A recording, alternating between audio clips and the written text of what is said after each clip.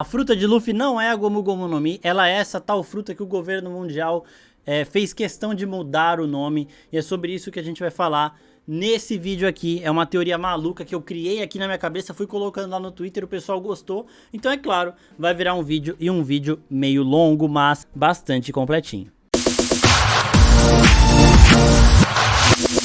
E aí, seus geeks, tudo certo? Eu sou o Marcos Veloso e o vídeo de hoje é uma teoria de One Piece em relação à real identidade aí do fruto do Luffy, é o real nome deste fruto, que não é o fruto da borracha, não é sequer um paramécia comum, ele é algo muito mais importante e muito mais determinante para o futuro desses rumos aí que a história de One Piece vai tomar. Antes de eu começar esse vídeo, eu quero pedir para vocês se inscreverem no nosso canal, também seguirem essas outras redes sociais que estão aparecendo aqui embaixo, para ficar por dentro de tudo que acontece na cultura pop. E também ativa o sininho aí, porque a gente vai fazer mais vídeos em relação a essa teoria, em relação ao futuro de One Piece, que tudo vai se conectando. É por isso que eu gosto de montar essas teorias aí, que vão se encaixando com outras coisas. Quem já assiste os vídeos aqui do canal há um tempo sabe que eu faço muito isso com Marvel, principalmente, e com One Piece pretendo começar a fazer mais. Chega de enrolação e vamos pra teoria. Por conta das declarações recentes dos Gorosei, mais precisamente no capítulo 1037 do mangá, muita gente começou a especular aí que o Luffy é o dono do tal fruto que teve seu nome alterado pelo governo mundial. Por isso que eu fiz essa teoria, para falar sobre o real nome desse fruto. Os principais palpites que eu vi até agora apontavam para fruta do ambar, fruta do sorriso, mas eu já adianto que a minha opção aqui não é nenhuma dessas, ela não é nenhuma paramécia, nem uma logia, ela é da categoria mais importante, mais rara das Akuma no Mi, que é um Zoan mítico. Não é um Zoan comum, é um Zoan mítico. A gente tem pouquíssimos usuários desses frutos e são todos muito poderosos. Bom, a gente começa a teoria indo direto ao ponto. Para explicar tudo certinho para vocês aí, o fruto do Luffy é esse Zoan mítico, né? A classe que a gente vê aí com Marco, Kaido, Sengoku, até a Catarina Devon ali, que tem a fruta da Kyuubi, né? A raposa de 9 caudas. É um dos membros aí do bando do Barba Negra. O Luffy também tem uma fruta dessa classe, uma classe foda, talvez até mais poderosa do que os próprios Logia, mais rara ela com certeza é, mas também deve ser mais poderosa. Tá, mas o fruto de Luffy é qual mito ou qual lenda? O fruto de Luffy é, sem enrolação nenhuma, a fruta do Deus Sol Nika. What the fuck? Calma, calma que eu vou explicar pra vocês. Primeiro vamos analisar as ações dos Gorosei e da CP0 desde o começo dessa luta de Wano aí. A primeira delas que é bom a gente analisar é em relação a matar Hushu, e a outra, que é mais recente também no mangá, é de apagar imediatamente Luffy do Chapéu de Palha. Então essas duas coisas aparentemente não tem muito em comum, mas sim, elas têm uma relação e a relação das duas é Nika. Começando pelo Hushu, ele foi preso pelo governo mundial depois de ter perdido a Akuma no Mi pro Shanks, certo? Na época a gente achava que era a simples paramécia da borracha, Gomu Gomu no Mi, então ninguém deu muita importância, né? E essa era a intenção do governo mundial, passar a impressão de que esse fruto não era muito importante. Então se eles tomassem uma atitude mais drástica com o Hushu, né, levantaria suspeitas. Porém, tem uma coisa determinante que acontece quando o Hushu tá preso, isso também ele conversa no Jinbe, até porque o Hushu ele é boca solta, ele sai falando, né, acaba contando tudo. Quando ele tá lutando com o Jinbe, ele fala de um certo soldado que falou um pouquinho mais de Nika, né? Ele fala um pouquinho mais do Deus Sol. Então ele quer saber do Jinbe, de toda essa relação ali com os piratas do Sol e tudo mais. E ele acaba falando que esse guarda que falou dessa lenda do Deus Sol acabou sumindo de maneira misteriosa. Então ninguém sabe o que aconteceu com ele. O que a gente sabe é que ele falou dessa lenda e ele desapareceu logo em seguida. E uma outra coisa que aconteceu também é que quando o Hushu perdeu o fruto da borracha, né, ele não foi morto, ele só foi preso. Mas a partir do momento em que ele ouviu falar de Nika, ele se tornou um alvo muito maior e o risco para ele também aumentou muito. Agora o governo mundial precisava dele morto. Por conta disso, Hushu fugiu da prisão e acabou entrando para os piratas feras do Kaido ali para conseguir se proteger mais, porque agora ele tá numa fortaleza. Ele faz parte do bando de um dos imperadores, então o governo mundial não conseguiria ter acesso simples e fácil a ele. Isso tudo é dito pelo próprio Hushu, como eu já disse aqui, ele é boca solta, ele fala tudo isso aí, então já é uma coisa pra gente ficar atento. Por que que ao perder o fruto ele foi preso, se era um fruto tão insignificante, né? Tendo em vista que, tipo, outros agentes da CP aí, mas da CP9, Eles não conseguiram prender a Nico Robin, né? Deixaram o Luffy tomar ela de dentro de uma base do governo mundial. E mesmo assim, Rob Lute foi promovido. Então a gente sabe que o governo ele não é tão rígido a esse ponto aí. Então o Rosu foi preso porque ele perdeu uma fruta muito mais importante do que a fruta da borracha. Dito tudo isso aí em relação ao Rosu, a gente vê que o governo tem uma tendência de tratar esse risco, fazendo com que ele não pareça um risco tão importante, dando pouca importância para essas coisas. Então tipo, fruta da borracha, perdeu uma fruta normal aí, beleza, vamos botar ele preso aí, pronto. Enquanto isso, por dentro, eles estão ali de olho nos rumos dessa fruta. Porém, nem mesmo os próprios Gorosei eles têm plena consciência de tudo que acontece, e é aí que entra aquela conversa que o Shanks teve com eles, de falar para eles ficarem de olho em um certo pirata.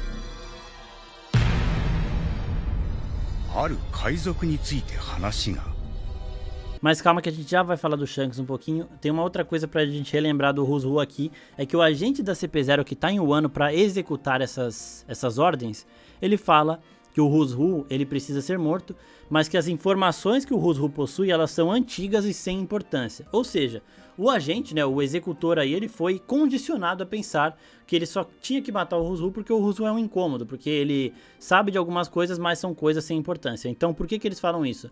Para se prevenir para o caso desse agente da CP0 querer saber mais das coisas que o Rosu conhece. Então se falar, ele não sabe nada importante, mas mata ele aí porque ele enche o nosso saco pra caralho, não sei o que.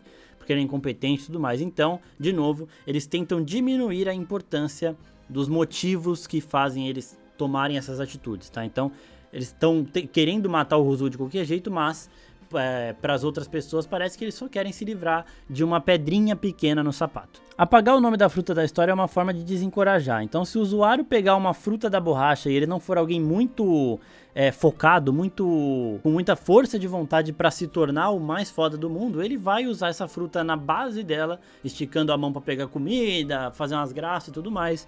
Vai chegar uma hora que ele vai morrer, essa fruta vai reaparecer, vai pegar um outro usuário também que não quer saber muito de poder e tudo mais, e assim vai por centenas de anos. Isso aconteceu até que ela caísse no colo do Luffy, que tem o sonho de se tornar o rei dos piratas e não vai descansar até alcançar isso, independente da fruta que ele pega. Se ele comesse a fruta mais fraca da história das Akuma no Mi, ele ainda teria esse sonho e realizaria esse sonho com todo o esforço que ele tem. E foi isso que o Shanks foi avisar os Gorosei. O que ele falou provavelmente naquela resenha que eles tiveram lá foi: vocês acham que ele comeu a fruta da borracha, mas o real nome da fruta é a de Nika. Eu não ia falar nada porque nunca pensei que Luffy chegaria tão longe, mas a partir de agora, vocês precisam ficar de olho neste certo pirata. Então provavelmente o teor da conversa do Shanks com os Gorosei foi esse. Porque ele viu o Luffy evoluindo e falou: caralho, agora ele vai conseguir chegar no despertar dessa porra aí, e aí fudeu, a gente vai perder todo o controle. E a gente lembra que o Shanks...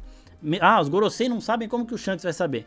O Shanks fazia parte da tripulação do Roger, né, do Rei dos Piratas. Ele não chegou na última ilha, mas ele também tem um conhecimento das Akuma no Mi que o Roger provavelmente tinha, que motiva ele a não ter nenhum membro de sua tripulação com uma fruta consumida. Então todos ali eles são poderosos na base do hack, mas nenhum tem poder de fruto. Então o Shanks sabe de alguma coisa que a maioria dos seres aí desse mundo não sabem em relação ao século perdido e tudo mais. Nesse momento que o Shanks avisa os Gorosei, eles tratam as falas do Shanks como uma precaução. Então tipo, o cara é muito preocupado, mas tá tranquilo.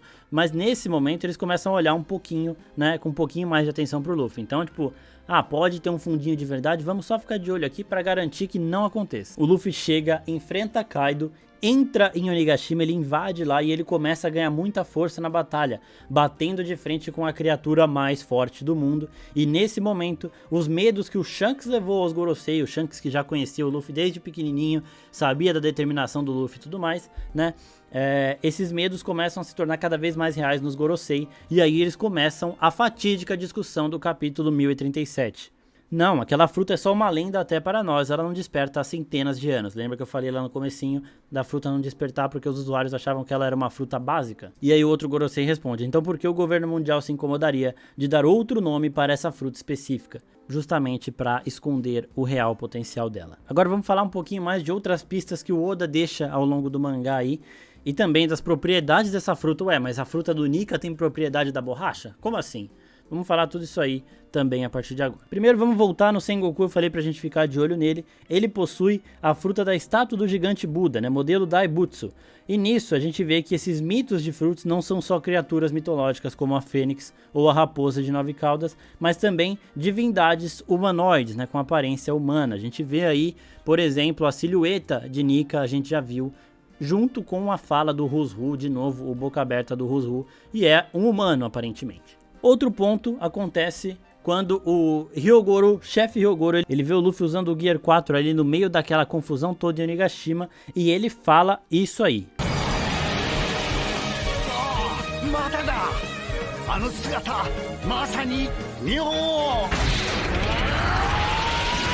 Fala que a transformação do Luffy deixou ele parecido com o Deus do Fogo. Então é mais uma vez, mais um ponto que liga a aparência do Luffy e de Nika. E é uma aparência que se tornou dessa forma, o Luffy ficou com essa aparência aí, depois de usar o seu fruto quase no limite de todo o seu potencial.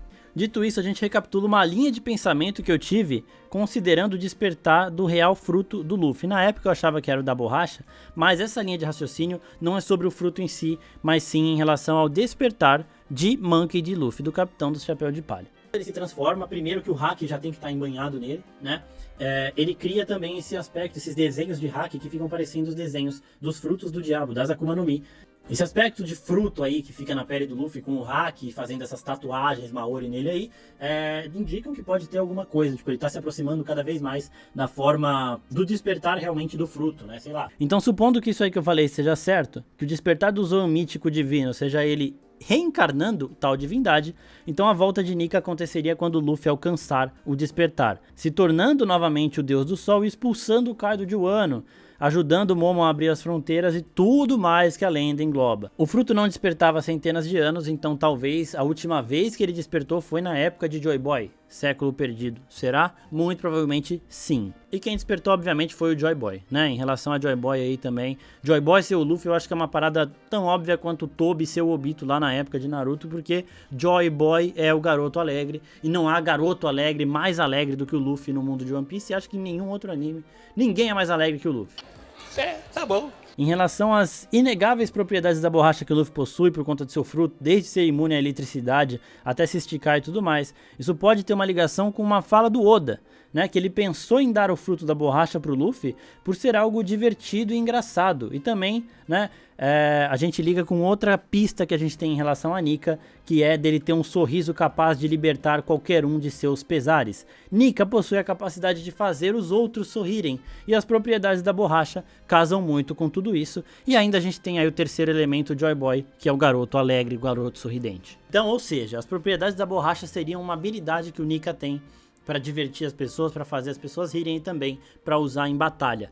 Esse é um ponto que a gente precisa trabalhar melhor dessa teoria aqui e que pode ser mais explorado no arco de Elbaf. Por quê? Porque os gigantes de Elbaf, eles têm o festival do solstício, né? Eles cultuam muito o deus do sol e esse festival ele marca o final do inverno. Então, quando a gente chegar no arco de Elbaf, a gente pode ter mais pistas em relação à conexão do fruto do Nika com as propriedades da borracha. E de novo, a gente lembra dessa silhueta, isso daí é a parada que também já vem sendo falada há muito tempo, mas é só mais uma prova para ajudar nessa teoria, que é a silhueta do Luffy, que a gente vê na Ilha do Céu, e a silhueta do Nika que a gente vê quando o Huzhu fala. A gente vê que essas silhuetas são muito parecidas, o sorriso muito parecido, e na silhueta do Nika a gente tem os membros dele com articulações um pouquinho arredondadas, diferente das articulações de um humano normal, que o cotovelo ele dá uma separada triangular, tudo mais, o joelho e tudo mais. Então aqui parece um negócio mais ondular assim, de borracha mesmo, né, que o Luffy ele faz essas formas meio engraçadas aí. Pode ser só o jeito que o Huzhu vê, mas também pode ter alguma conexão com o Nika ser ligado à borracha, justamente para uma forma mais dele levar alegria ao povo. O que vocês acham dessa teoria? Eu quero o pessoal ajudando a deixar essa teoria cada vez mais plausível, né? Então, se tem coisas que não fazem sentido, comenta aqui pra gente achar um sentido nelas. Se vocês têm mais coisas para acrescentar que também ajude a teoria a aumentar, comenta aqui embaixo, que assim a gente vai ligando todos os pontos e consegue criar a teoria suprema, soberana aí em relação ao Luffy ser o dono do fruto zoan mítico de Nika, o deus do sol. É isso, pessoal, muito obrigado a todo mundo que acompanhou até aqui. Fiquem ligados porque vai ter mais vídeo falando dessa teoria, falando de relação Joy Boy e Insama também. Tem muita coisa pra gente falar. Tudo isso que a gente descobriu recentemente com essas paradas de Zoan aí, de Nika e tudo mais. Então ativem o sininho, se inscrevam no nosso canal e sigam essas outras redes sociais aqui pra ficar ligado em tudo que acontece na cultura pop. É isso, pessoal, muito obrigado e até a próxima. Tchau, tchau.